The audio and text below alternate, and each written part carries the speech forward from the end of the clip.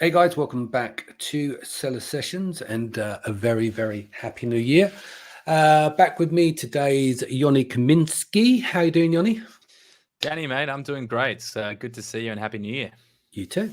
So we're going to talk about VAs again. That's somewhere that is part of your world anyway, in terms of one of your businesses. But what's really triggered it is our conversation a couple of weeks ago with what's going on over there. Do you want to explain for those who may be not hit by it? Obviously, a lot of the people that listen to the podcast will have VAs from the Philippines, and not all will be affected, like some of your team and mine as well. Should we go into that first? Yeah, for sure.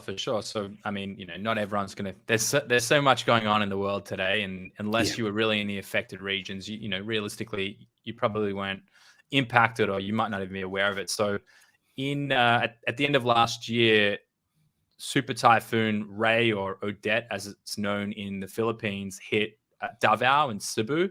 So, the affected regions had disastrous impacts. So even today, we're talking now on, a couple of days, 2-3 days into the new year, and there's still no power in some areas. Electricity is in some areas back and going, but it's been pretty disastrous, to say the least. And for us, we've had about 20 odd team members, about 10% of our workforce has been over there, and there was a lot of just back and forth trying to understand, like, are they safe? What is their current situation? So, when things break down in the Philippines, it's a pretty stressful thing, because you're losing things like, even phone signals. So you can't even send text messages. That's where it's at. Well, I just want to read. This is from yesterday. Obviously, I've been dealing with one of my guys. He's heavily affected, so his family. So, hi, Sir Danny. Good morning. As an update, we have electricity and waiting the internet to restore. Happy that we now have light in our home. Happy New Year, Sir Danny. Despite what happened, I'm still consider myself blessed, grateful, and optimistic as I welcome in the new year. I mean, you've got to admire that when you've been through that, and this is going on for the last few weeks. And like I said to you earlier on, when you put stuff in place, is that one of the family members was pregnant, and I said, look, get yourself to a location where we can send you some PayPal money, and get to a hotel, because you can't be in an environment like that. I'll cover the cost. And so the family stayed in the hotel over the Christmas period. Their house was wrecked, so I'm surprised that they're actually back there now. It's good that the conversations I was having when they reached out, for some reason he was doing the charging his phone, or I'm not sure what else he was doing, but he was off of the car because he was kind of breaking up on the phone.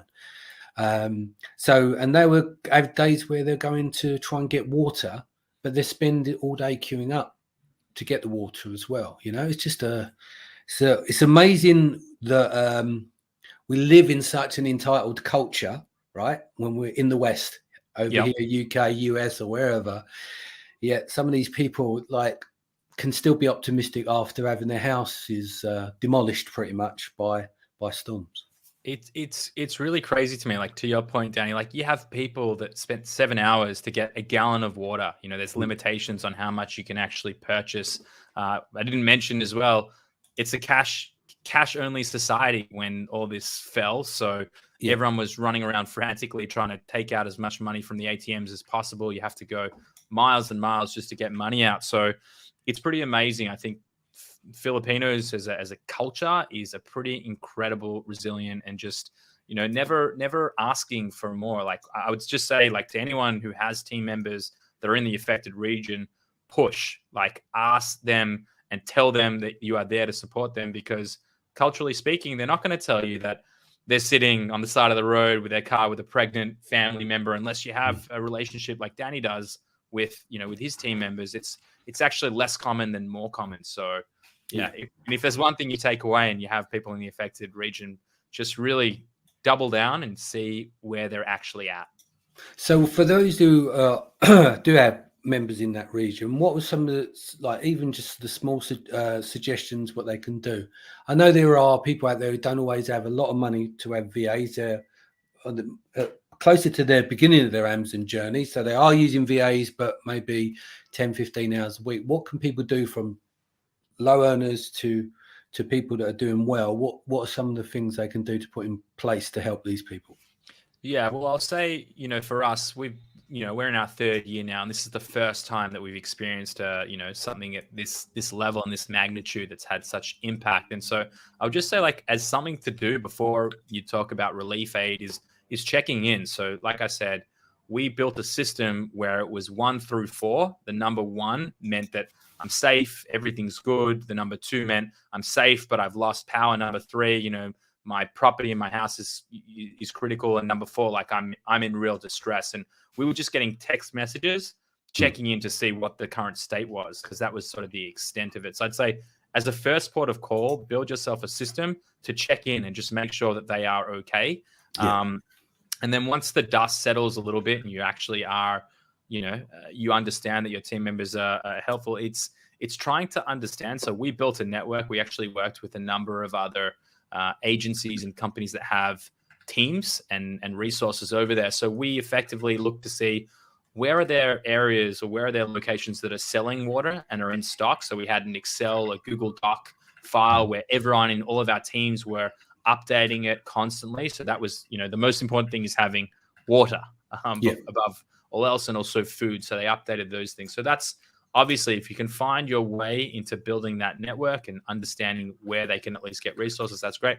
Obviously, the next stage is how do you provide funds and finance. So what we did, our immediate response was that we actually dispersed their current pay cycle and their next pay cycle automatically to them. So we paid them ahead of time so that if there was any issues, they could just deal with it and they wouldn't have to have added stress around it. We also offered, I think it was a 5,000 peso calamity pay, no questions asked. So we just gave them additional funds to say, we're here, we support you, and this is what we're doing in a minute. And then I'd say the next layer is when you're on that recon, which is sort of where we're at right now, understanding what's the level is, you can go a case-by-case basis. So we said, right, like, if you are, it's incredible, just to give a little bit more credit to the optimism and the commitment of talent in the Philippines. We have people who have gone and found co-working spaces on their own and have flown, interstate just to find a place to help support their clients. And so for us, we just said, if you're incurring costs that are out of the normal, we'll eat those costs because it's your commitment to the clients that you work with that, will support. So I'd say, like, those are sort of a tiered approach on how, from when hits the proverbial fan, you can first see that people are okay and then start to provide them support. We can go further, Danny. I mean, there's relief aids, but the reality is it's not the most well-oiled country on planet Earth. So when things go wrong, things tend to go pretty wrong. Indeed. Let's talk about we obviously, going back again, we mentioned this off call, which I think should be kind of the main subject here, is how do we have a dual process, shall I say?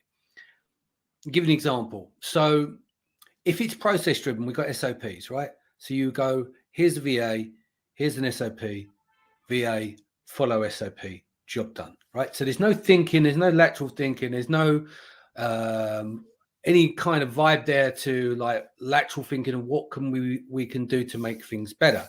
But you can build a team of process driven people that you can pay very low. Or how do you evangelize a team that are process driven but can think for themselves to help accelerate growth? If we want to break that out, there's a lot to unpack. Yeah, lots to unpack there. I would say the first things first, like, and this is something, I mean, we haven't talked about it, you and I, Danny, but one of the driving things for me when we talk about Amazon sellers is that Amazon sellers are also business owners, and they need to move toward the insight and the understanding that what they're building is something much bigger than them. And it's not something where, you didn't sign up to be an Amazon seller to work 160 hours a week and spend every waking minute working on it. And so you can take that approach in building out a process and handing it over to someone, and then have to think and they work through it. Or you can take the approach of investing in finding talent that can think, that's at a higher level and isn't just a VA, and you empower them to actually understand, what is my driving business objective? What are the components that they need to contribute in order to achieve that?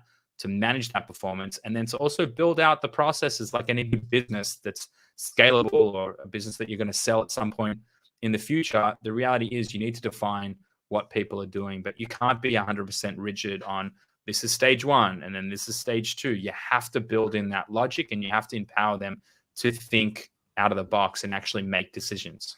Yeah. So what can we do here then to break this out a little bit further? So I'll break down again the stages to go through as part of the growth. So we've seen it where people get larger, they're growing their M's in business up larger. They would say have 1 or 2 VAs in the Philippines. They would then start to develop in 4s and 5s. Then they'll get a Filipino to manage them. Sometimes they would open an office over there. I know a few sellers that have opened offices and they've got like a team of 20 VAs, and then they go over and visit them and a couple of times a year to evangelize the teams. And so what can be done outside of this process-driven formula? Because one of the things I would say it's a cultural aspect of respect as well, like the absence of wanting to say no. It's a cultural thing where they want to please you. They want to do things right. You've seen it where they would disappear sometimes because they felt embarrassed because they couldn't ask the right questions. So without me going too far off map here, how do you, if you're trying to avoid just a process-driven formula to work with these people in terms of their culture, how do you make those adjustments? Yeah, I think it's a great question. And I believe it's one that we've solved, having grown to sort of over 200 people in 2 years and really empowering our team. Like, I can honestly say I'm a very small component of everything that goes on inside of our business that relates to our growth. Like, I am just, I'm a very small percentage of it. And the way in which we approach it is that, we spent weeks, I think it was about 6, building out our wildly important goals. So we use a methodology called 4DX, 4 Disciplines of Execution, where we all, as a team, all of our senior leadership team, about 10 of us sat together. It was run out of the Philippines, and we all dialed in via Zoom. We ran through a 3-day management course where they explained to us how we build our wildly important goals and what are the lead measures that result in actually hitting those goals. And then each of the different departments built them out. So I think the first things first, if I'm really trying to unpack this and giving this as a tangible use case, is if you, as the Amazon seller, as the business owner, don't know where you are going as a business, then there's no way in hell then anyone who's a manager, who's a VA, who's at any level is going to be able to drive and align and build that that directive in the same light forward. So I think first things first is get straight on who you are as a business and where you want to be.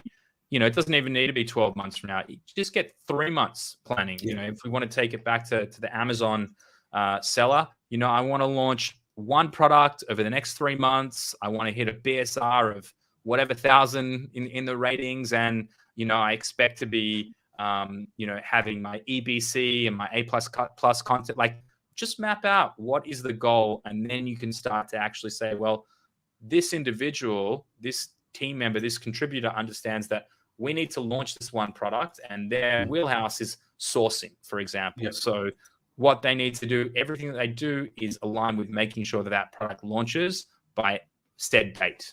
Yeah. Cool. So that would be like again, I think a lot of it comes down to changing the mindset of what it means to bring on team members and what it means to create effective resources.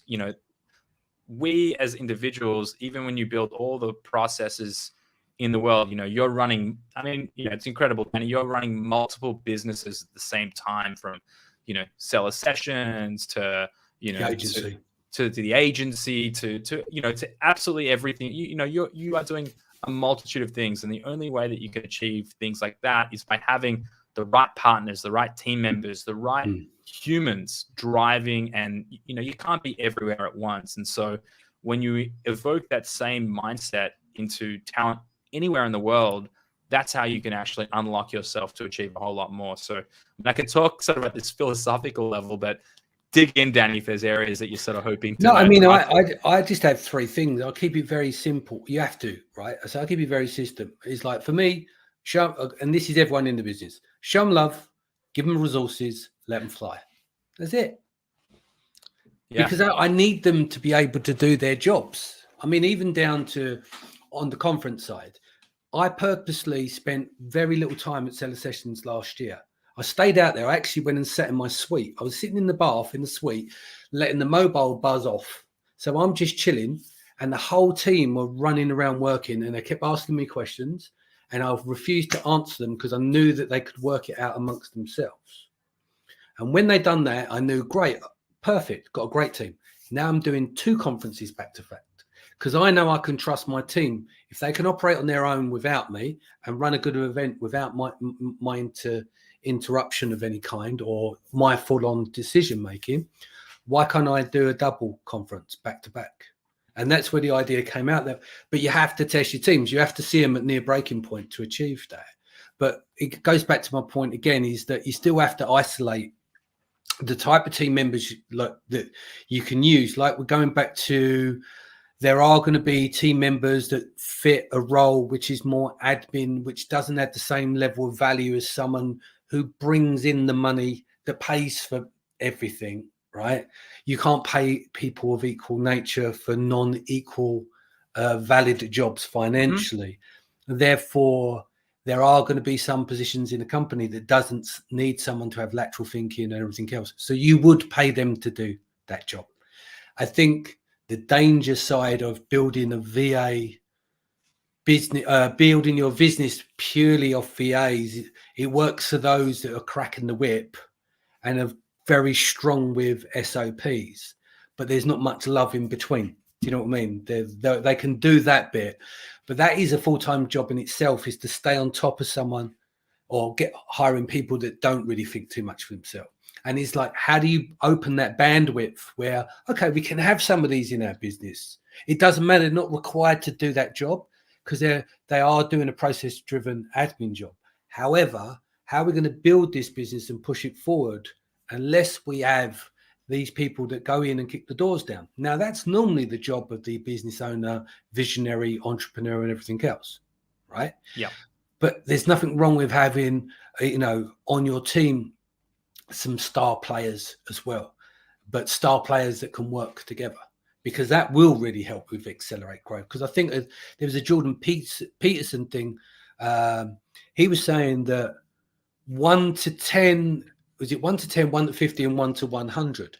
Like the production level is something's law where in a large business of 100 people or more, let's say it's at the upper end of 100, it will be 10 of those people do the work of 90%. Yeah. I know it. Is it Murphy's Law? It's not Murphy. No, it's not Price's Law? It might be Price's Law. I think it is Price's Law. Murphy's Law is anything that can happen will happen. Oh, yeah. Sorry, Price's Law. And it was like the difference between, because the smart startup culture, when it's small and everyone wears multiple hats, that is fine. And then you get to 10 and when it's cool, but then it starts to break slightly, the team gets a bit more disparate. Then you get to 50, then you get to 100. And what it shows you is the dive in productivity. And he was joking, like I see it in this video, he said, these poor bastards do the work of everyone else, or these spoilt bastards, meaning like, how can you like these people? Because they do all the work, they drive all the wealth, they drive all the business. And they're carrying all these other people as well in a nice way, For sure. Well, I think it also comes back to, I've been going on the circuit, if you will, trying to educate people on how to hire, recruit, and retain top talent. And when you sort of strip it all back, it's understanding what does your organization need, and then once you understand what it needs, it's actually about building the scorecard. So like, what is the mission? What is the mission for the specific function or specific role? Success look like? And what are the outcomes that relate to driving that mission forward? And then what are those attributes that result in those outcomes being achieved to effectively have success in that mission? And so if you start to look at the equation like that, rather than I'm just going to build a SOP task library and they're going to go into my email and they're going to check it and they're going to do it at 3 p.m. and then again at 6 p.m. and then again at 9 p.m. You're not really empowering them to succeed because you're not giving them the visibility as to what does success look like. Now, if you let's take an executive assistant, for example. If I look at the executive assistant, the mission for my executive assistant, Kate, is really, how can you save me 20% of my time? If you can save me my time, then that is a massive success. That's 1 day a week that I now have that I wouldn't have had otherwise. And so the outcomes are, okay, well, how much time do I spend managing my email? And how much time do I spend my calendar invites and follow-ups and special projects when I'm looking to identify new softwares and skill sets, etc. So if I can define that as the mission, outline all the outcomes, understand the attributes that make Kate great, and put this all together into a process that includes logic, she's now empowered to make decisions that really mean, like, is this saving 20%? Isn't this saving 20%? Okay, we move on to the next thing. So, that's a long-winded way of saying empower your team members, whether they're a VA, locally sourced, wherever, empower them to understand what success looks like in that role and let them fly, as you say. Yeah. I tell you, the other thing is the interview process as well. And George Maressa, Clear Ads, big shout to him, because he gave me some documentation on asking questions, and it ranges from VAs right up to top level. And that is to unpack the last 2 to 3 years of work, where they worked, how much they got paid, and why did they leave. And that will tell you a number of different things across the board. So an example, let's just say in 2 years they've had 7 jobs. Well, that shows there's a lack of commitment there for some reason or another, that they can't stick at one task for a long period of time. So why would they stay with you? From those conversations, you can find out whether they were fired or they left because they keep getting more money. It gives you another reason, well, how much more money do they need if they're going to keep moving every 6 months as well? The other thing is it also tells you how much they're earning. And 2 things here. If you see us over a period of time, let's say they had 3 jobs and they stepped up in their career path and their money went up, then they're going to be B or A players, because that growth in that short period of time, depending on the job, of course. Now, if they don't increase their money and they keep moving around and staying on the same amount of money, that means they're not going to be a superstar in waiting, because they haven't progressed. They're doing just enough to warrant what they're getting paid. And that little tip alone really helped with a lot of interviews and unpacking stuff. Doesn't matter whether it's a developer, whether it's a PPC manager, whether it's a VA, just unpacking the last 2 years of someone's jobs and asking those pertinent questions will almost guarantee you of not spending the rest of the hour, because normally interviews are done in stages, right? And they can be like an hour long, 30 minutes long, or whatever. If you do go through your process with them, introductions and stuff, and you start with that, that will also save you time on the length of time to interview someone. So always put that at the front of your processes for interviewing as well. Yeah. I think that's some great advice there, Danny. When I was talking about the mission outcomes and the attributes, the best thing we do is on that scorecard that you create is you put a rating scale, so 1 to 10 or A through F or whatever you want to use. You actually give them a mark against each of the outcomes, and also you can write a comment against it. So you actually have critical, tangible insights, because you walk into 5 interviews and who remembers what last week's Tuesday meeting was when I interviewed this person? When I understand what the outcomes are to hit that critical success, if I actually mark it down, I can look back and say, right, this woman, she's got an A+ rating. That guy's at an A-.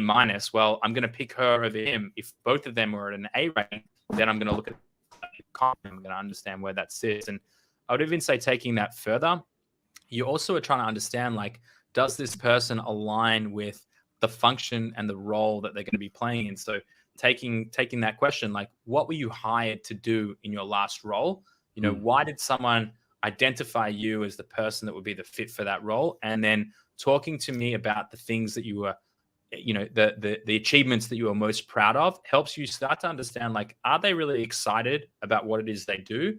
And is that aligned with the role that you've now defined in terms of where they're going to come into? So you're already starting to totally change the way in which you're preparing sort of the because you have to build critical outcomes and success metrics, and you're starting to understand what does this individual, what are they passionate about, before you start telling them all about your company and what they're going to be doing and what the processes are. You really want to understand they're aligned with your vision around the function in the business and the business itself. Yeah, totally agree with that. What are some of the things that people should watch out for now in 2022? Beginning of the year, obviously people have been setting their targets and their plans for the year. Let's talk about more executive function roles for those who are larger sellers, who wants more interaction with more like a CFO level kind of person, or a head of marketing that is going to be dealing with acquisition off of Amazon in terms of target traffic acquisition for their Shopify sites, etc. Yeah, as in, how should you approach that differently, or what's So how do you approach that? Because obviously it's very different. People know it's very different from the role of VA, but something like your business, you can hire for those kind of roles, right? Because you're focusing on, I don't know, ex-Nike employees and people like that come from the Philippines, as an example. Yeah, for sure. So we take the same approach in terms of our interview process. Doesn't matter of the level or the caliber, because the reality is, if they're at that baseline, then they're not someone that we're going to work with, because they're not going to actually drive the business objective forward. You've pointed out this whole conversation. It's about empowering them. It's about, really caring and giving a shit as to what does it mean to them and their lifestyle, and how do we actually help with their career progression. So for us, like, our process, it's long, but it's simple. We go through a number of stages. So, if you look at the Multiply Me business, we have a recruitment team now close to 20. And, a big focus for us is headhunting and, leveraging professional networks that we've created, because, one of the strongest things in the Philippines is through referrals. When you start to get to really high level talent, they all have the professional networks that they rub shoulders with. And so we look to really incentivize having that. Referrals is a huge part of the way in which that we drive the right people into our sort of funnel, so to speak. But we go through the process where we'll interview them. So we build the mission, we build the scorecard, we understand the outcomes. Once we get through that stage and we feel like they're a fit, that's when we start to go into things like behavioral questions and understanding how do they actually perform. And there's not a single person today that we're hiring where they're not doing a test. We're not defining the KPIs as they're being onboarded, and we're setting the success metrics. I think it doesn't matter of the level. At the end of the day, you have to, as the team member, as the employee, you got to put yourself in their shoes, and you've really got to think through what's in it for them, not just what's in it for me. You as the business owner, it's a very different world that we live in 2022. It's not one where, I'll put out a job posting and all of a sudden I'm going to get 1,000 star applicants and I can just take my pick. It is very, very competitive inside of e-commerce and Amazon today. So you have to effectively sell in the opportunity to them as much as them to you. And so when you're going through this process, I would say investing in what does the job description look like? What are the opportunities? What are the benefits? What is my career growth and succession plan? What sort of education or what sort of resources am I going to be provided? How regularly are you going to check in on me? When does my package get increased? How frequently am I performing? These all become really critical questions in a year where we're going to see an even greater undersupply of talent and over demand of required resources. Danny, we've been trying to source someone for you for a long time now, and we're finding good people, but you're looking for the best and you're particular with who you want. And we love that because we know that when you find that person, it's going to be a fit and it's going to be a long-standing relationship. And so we're happy to invest in that relationship, as you are too. Yeah. So I think that that's really, if there's one thing to take away when you talk about high-level executives or VAs, the reality is, especially for the high-level executives, they want to understand what career progression looks like. They want to understand what the function is, how they impact the business, how frequently they're going to actually be communicating, and what their reality actually looks like when they step into that function. Yeah. So, anything else we've missed out before we wrap the show today?